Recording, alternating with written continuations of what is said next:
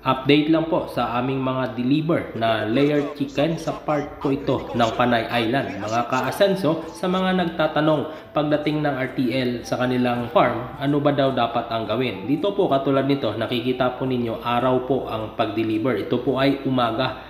Pag ganitong oras ang dating ng mga layered chicken sa inyo, pahingahan nyo lang po ito ng 30 minutes. Pwede na po tayo magbigay ng electrolytes, which is Vitamin Pro Water Soluble Powder. At after 1 hour, pwede na po tayo magpakain sa kanila ng grower feeds. At kung hapon naman dumating sa atin ang layered chicken, painumin lang po natin ito ng Vitamin Pro Water Soluble Powder. At pagdating naman po ng after 1 hour nun, gabi na, wag na po natin sila papakainin. Papahingahan na lang po natin sila off lights dapat para makatulog ng mas maaga ang mga layered chicken at kinabukasan na lang po natin sila pakakainin. At ito po, deliver po namin ito kanina sa Panay Island at ito po ay 1/4 pa lang ng isang building ang aming napag-loadan. At sa mga nagtatanong kung saan makakabili ng vitamins at gamot, maaari po ninyong bisitahin ang aming online shop sa Shopee po,